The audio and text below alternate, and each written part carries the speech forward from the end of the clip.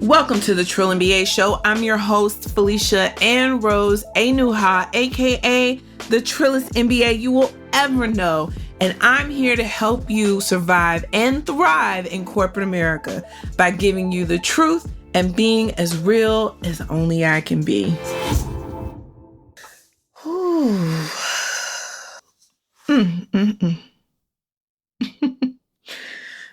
I'm supposed to give you the truth, huh? Well, tell you the truth right now. I'm about to take this bra off. Currently, it's Wednesday, June 3rd. I'm recording this. You will be hearing this on Sunday. Whatever the next Sunday is. Shit, I don't even know. But, it's been a long day, y'all. It's been a long week, and it's been a long life. Hell, as a Black person, your whole goddamn life. It's funny, I saw on Twitter, I've been on social media a lot, and if you follow me, especially on my personal channels, if you follow me, you've seen a lot of curse words. I've been cussing everybody. But I saw where somebody had asked, when was the first time you were called the N-word? And immediately I was like, oh, I remember, I'll never forget. It was 7th grade, Miss Hoffman's class. And I don't remember the subject. I want to say it was like history. It wasn't English. I don't remember it being math. But 7th grade, Miss Hoffman's class. The way Miss Hoffman set up her class is that the first 5 rows were for the highest grades for that 6 weeks. So if you had the highest grade, you got the first seat near the door. And then you went in chronological order of your grade. So, your girl was always in seat 1, 2, or 3. I had a little competition. The funny thing was my competition would go on to be the valedictorian and the salutatorian of my high school class. That was my competition. So let's be clear. So I'm sitting up there, and mind you, I've been fat my whole life. Like, just got all the wrong fat gene genetics, right? This is my plight in the world. And I like sugar, the devil. So, biggest kid in the class, always getting made fun of, always getting picked on.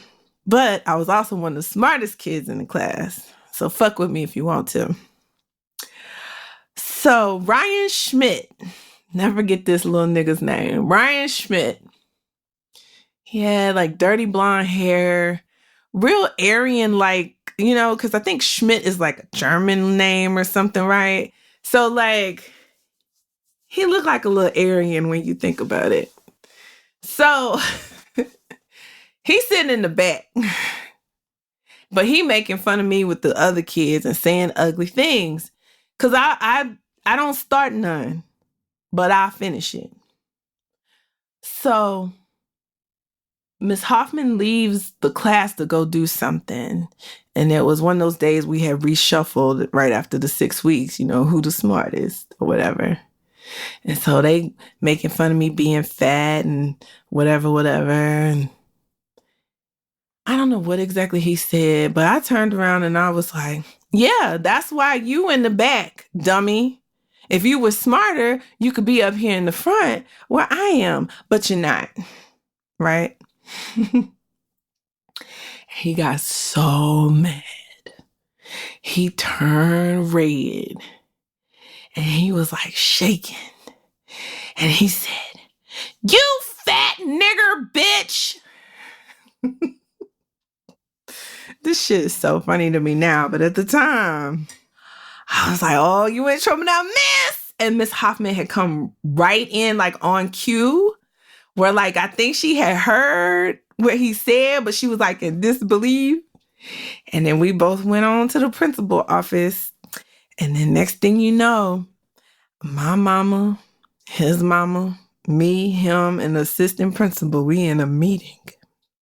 And I don't remember all the particulars, but I do remember his mother, she was like, well, I just don't know where he got this language. Like, we don't talk like that in our home. I don't talk like that. I have not taught him this language, and this is just, And my mama, as gangster as she was, she looked that woman in her eye, and she said, well, then I guess he got it from his daddy. That woman turned so red. Because what you gonna say? You sitting up here saying he ain't get it from you, but where he get it from? Shit. We ain't stupid. So that was interesting. I don't even remember. I know he had some kind of punishment, but it was light. It wasn't much. Have no idea where this dude is today. I'm sure he went on to be somebody something, right? Middle-class white kid from a small Texas town, definitely gonna make it. Parents are educated, or somewhat educated, I guess. Not extremely educated or bright, clearly, because his ass was in the back. And his daddy teaching him ignorance. So clearly wasn't that bright. But that was the first time I was called the N-word by somebody who wasn't Black. That was 7th grade.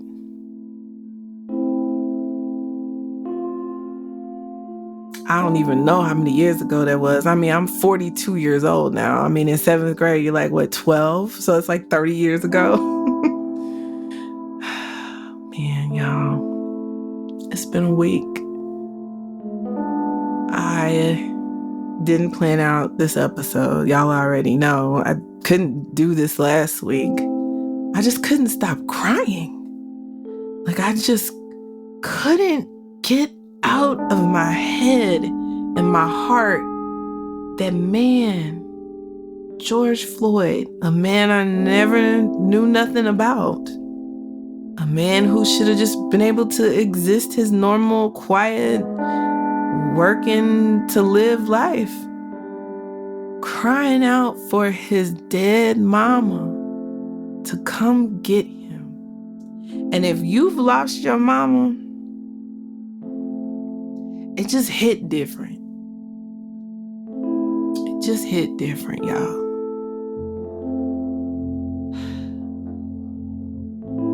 And it's funny because Monday, so like 48 hours ago, I was ready to quit my job. I was like, fuck this shit.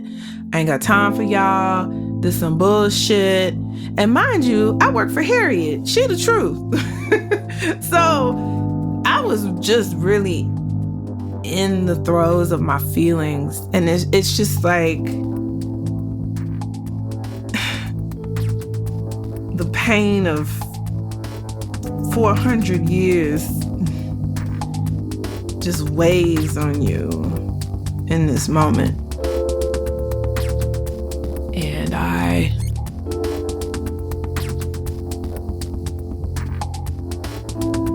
just refuse to hide anymore. I refuse to not be honest that in this moment, I am not okay. And I think about all the other times I swallowed it down, put a smile on my face as best I could, and I showed up to work, and they be tee-heeing and kikiing about the Bachelor and shit. Oh, how was your weekend, Felicia? How the fuck you think, motherfucker? But you can't say that. Can't say that. Because you have to spare their feelings.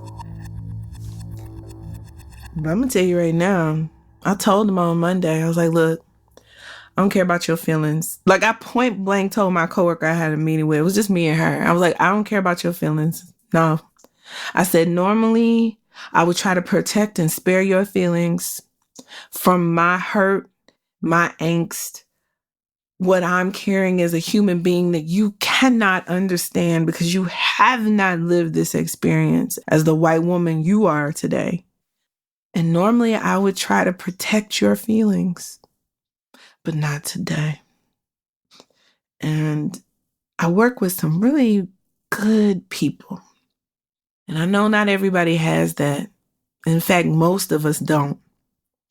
I'm really lucky in this moment, and I don't want to take that for granted. But today I want to talk about a couple things. How should we respond? What should we say at work? How do we turn this into the opportunity to create lasting and systemic change embedded deeply into the core of these organizations that we currently collect paychecks from? How do we do that? I don't have all the answers, but right now I'm going to share with you some of the things that I did in the past 5 or 6 days. Actually, the past 7 days. Actually, this started a week ago. So I work for a big, huge Fortune 500 company. I've told y'all that. Can't tell y'all who or where because I got to keep my coins, and I signed these papers basically saying that I wouldn't act too much of a black fool and have their name associated with it, right? Okay, bet. Give me this check. So just think, one of the biggest, hugest companies in the whole wide world. If I told you the name, you'd be like, oh, okay. So, of course, all these companies like this have like these, D&I initiatives and joy to the world. And we love our customers and consumers and employees and blah, blah, blah, blah, blah, blah, right? All that, everybody has language on the website, but are they living the language on the website? And the answer we know is no, right? Like an astounding no.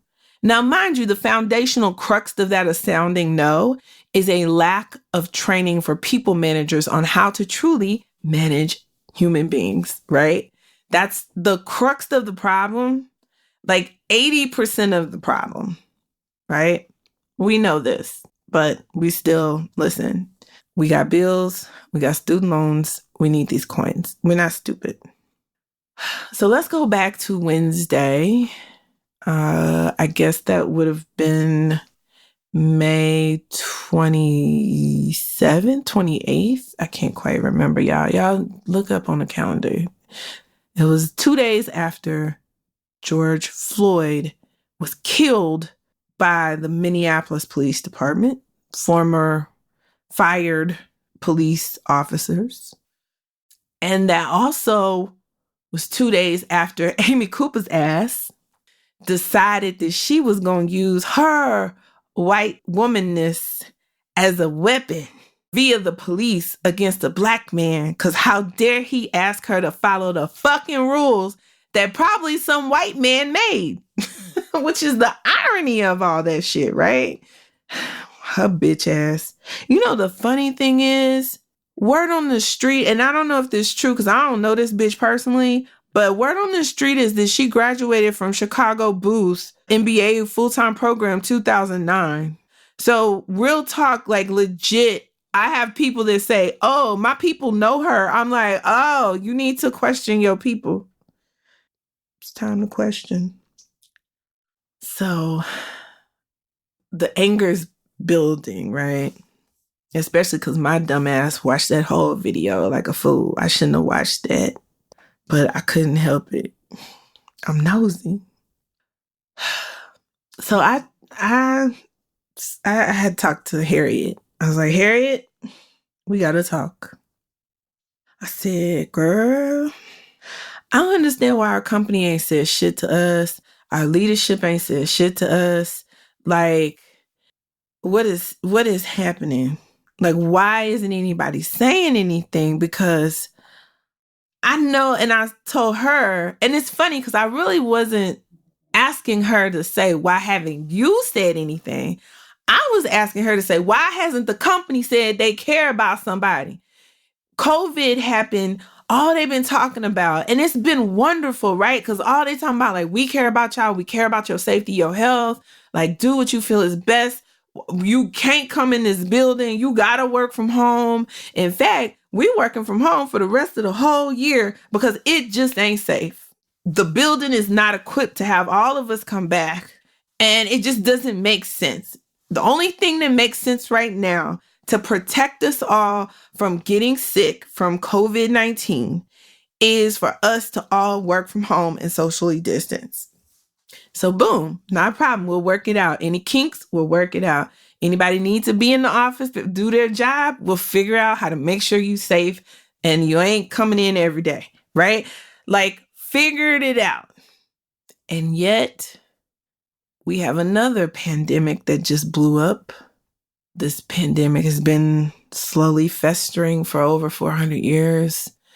Have little flare-ups here, little flare-ups there, but this time, this stage 4. This shit is stage 4, and the whole shit is going to die today. And I'm like, so Harriet, what we doing? Because I can't have silence. All you gotta do is say something. All you gotta do is say, I see you. I don't know what to say, but I'm here and I want to listen and I want to learn and I want to help. It's that simple. It don't have to be complicated. It don't have to be measured. It don't have to be super thought about. It just has to be, hey, I see you, I care about you, and I want to support you. It's that simple. And boy, let me tell y'all about Harriet. Harriet sprung into action so we could all be free. She done all kinds of things. She even sent me an email recap of the first 5 things she did. I was like, I think you done more than me. And it lit a fire under her, but then it spread. And she started telling people about the conversation we had. And then she talked to her boss and her peers, which are all people managers. And it spread. And then people started having conversations and we started talking. And then the rioting, well, I don't even want to call that rioting. Fuck that shit. That ain't rioting. That is straight up oppression boiled over. With some sprinkling of some white folks agitating. That ain't us. That's they bullshit. So if you want to talk about rioting and people leaving bricks somewhere, child, that ain't us. Now, I will say, with 20% plus unemployment, it's some people stealing some shit. I mean, let's face it. But do I care? Not as much as I care about not having to pretend anymore. So, Wednesday, Thursday, Friday, Harriet was busy. I didn't even know what she was doing, but I started hearing things. I was like, oh yeah. And we just had some really great conversations with our coworkers, and it hurt, but then it felt good at the same time. It's kind of weird to explain. So Saturday comes, and I'm trying to rest my mind and watching too much CNN, and our CEO sends us all an email. Child. So first thing I did, I got the gut check, right? So I talked to a couple of people, like 2. When I say couple, it was 2. Talked to 2 people, and they were like, yeah, this ain't okay. I was like, bet. And at that point, I text my friends. I was like, either I'm going to get fired or this going to be good for my career, but I don't know which one it's going to be. Because I'm about to speak truth to power. And I emailed the CEO of our company. I replied to him and told him, basically, nah, bro, this ain't it. But in my email, what I did was, and so this is a tip, I used the leadership behaviors to frame up my angst about his communication. I also said that at that point in time, I could not articulate the pain that his email had caused me as a Black woman. And basically, the crux of my issue was the email was tone deaf. It was centered on the company. I was like, what? And then on top of that, it was like low key telling us how to protest, telling us how to solve for solutions. I was like, no. And it felt like a threat because we all signed this agreement on how we gonna act as representatives of the company. So I was like, no, this is not okay. Well, he emailed me back. And he was actually appreciative that I had the courage to email him. And he wanted to know more. And that opened up a great dialogue.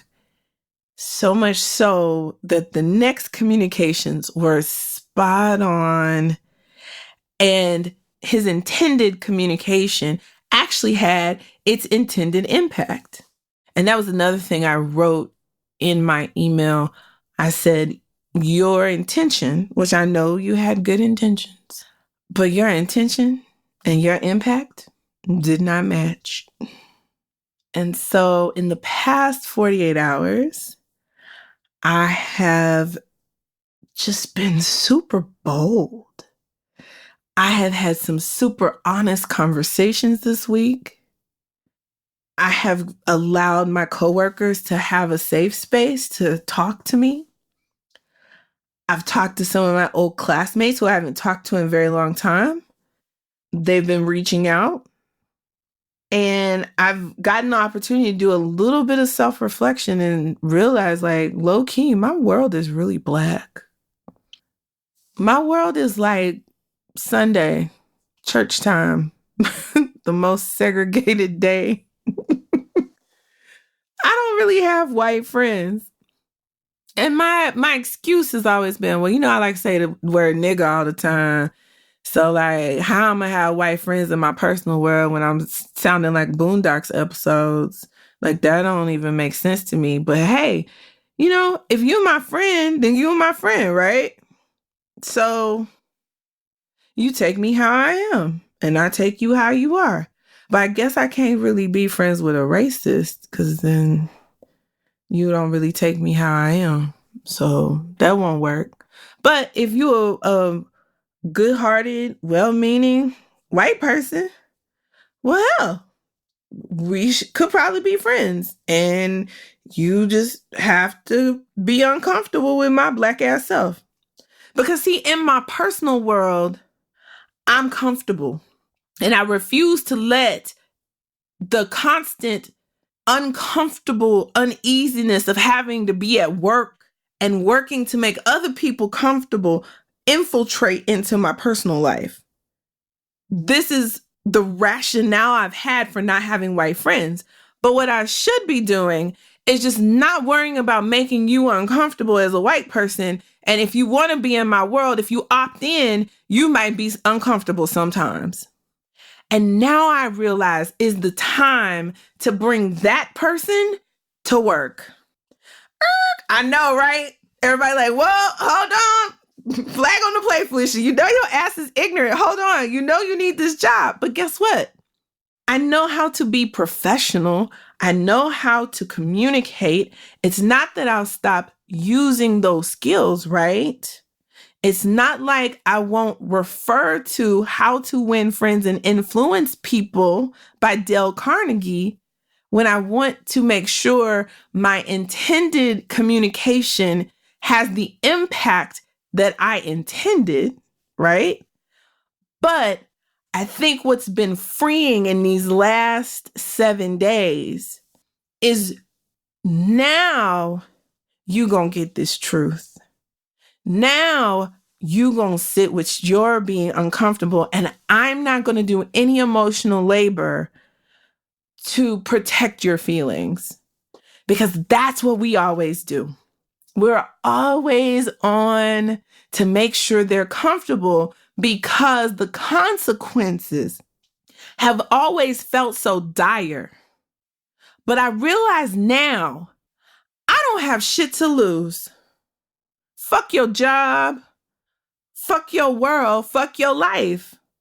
I will go figure this shit out because at the end of the day, my freedom and peace is worth more than your funky ass feelings. Time's up. All this time, proverbially, I can't breathe in this corporate space. And now that you want to see that I can't breathe, and now that you see my pain, I'm going to make sure that you understand the full effect and brunt of my everyday existence in your presence. You're going to understand today.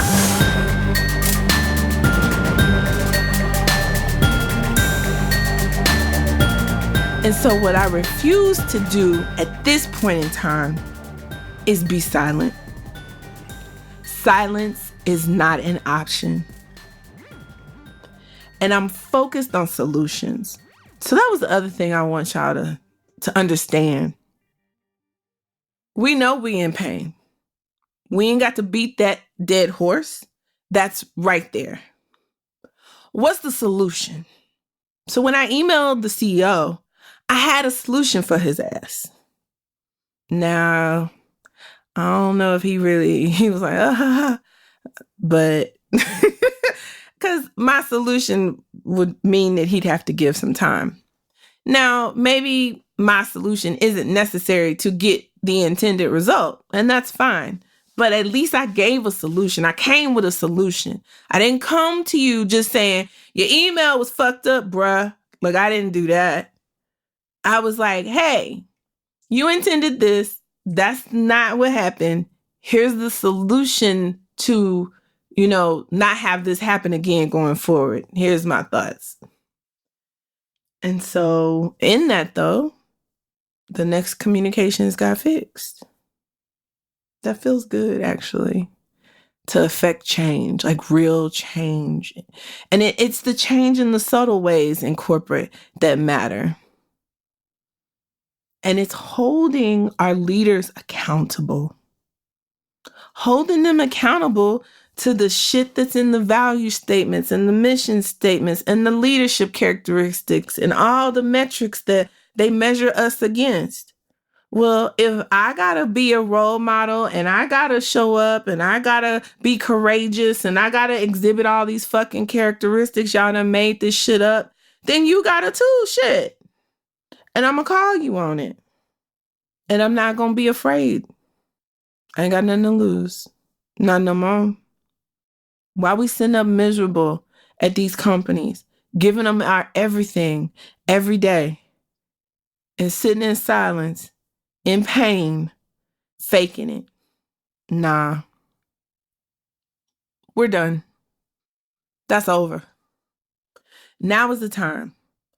So what I want you to do is, if you don't see change, movement, action, investment from the company that you spend 40 plus hours a week pouring into, faking the funk for, being happy, even when you're not, all that energy, all that labor, and they not doing shit, call them on it. Call them on it. Send an email. Because guess what? If they retaliate, y'all reach out to me. We got some lawyers. We can connect you with. We can work this shit out. And in fact, I'll be working to get that shit ready for us. Because we need that. We need that desperately. Because they've been using fake ass performance issues to get rid of us when we make them uncomfortable and they don't like us no more. We not good house Negroes for them. So we got to go. I'll never forget when I worked for a company in Minnesota, and the third or fourth boss I was on, she was like, maybe you would do better with a company on the East Coast with your personality. That bitch actually said that to me. And with everything going on and you start thinking about the shit you've been through, and even though the cop didn't kill you, the fear, the anxiety, the microaggressions, all this shit add up. It just add up, and it is too much. And we're done. So be done, sis. Be done. Be bold. Be brave. Don't be afraid. You ain't got nothing to lose. Everything always works out. But it's time for us to speak truth to this power. This power who has inflicted aggression after microaggression after macroaggression on us year in and year out. It's time. And let Becky have her tears. Let your Amy Cooper ass boss have her tears. Cry, bitch. I don't care. I don't care about your tears. And tell her, it's like, hey, this ain't about you. Don't censor yourself. I have protected your feelings ever since I started working with you. I refuse to do so now. So if that's going to be a problem, let's go get HR. Gonna go to HR. That's what you want? Because we're going to put all this shit in writing on why we having issues. They don't want this smoke. We're done.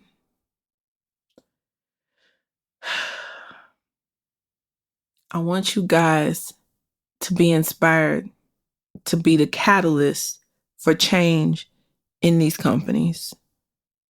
This is your time. Do not bite your tongue. Do not hold back. Don't cuss nobody out. Like, that's just rude. But it's time to be honest.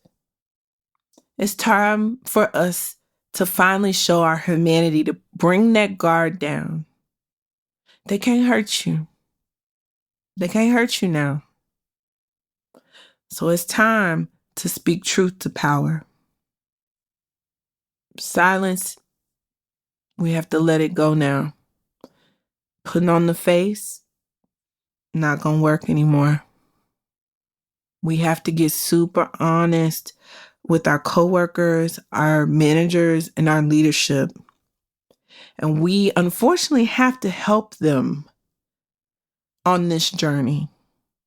Whether they want to go or not, we ain't turning back now.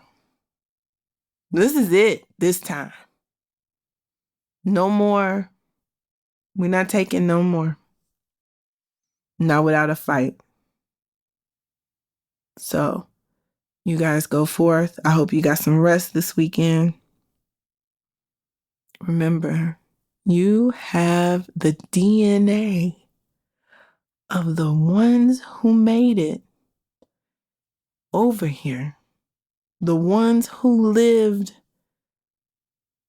through the unimaginable voyage and treatment any human being could suffer. We come from them, and they are here with us now. And we cannot let them down. They fought for us to have this moment in time to truly change our world and to truly get our freedom,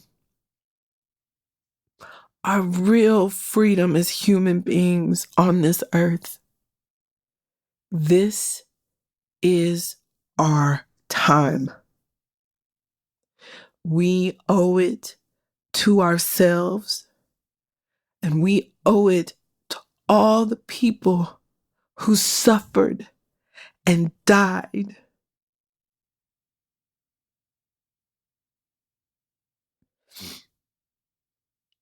You can do this. You can write an email. You can set up a meeting. You can have conversations. You can drive for solutions. That's the easiest part. Do not operate in fear. Do not punk out. Now is our time. We must not be quiet. Silence is not an option. I love us. I love us so much. We can change the world right now. We can, and we will. And I want you to muster up just the little bit of courage to say what you know needs to be said. Trust your gut. You can't go wrong. You won't mess up. I promise. I love you. And I'll see y'all next week.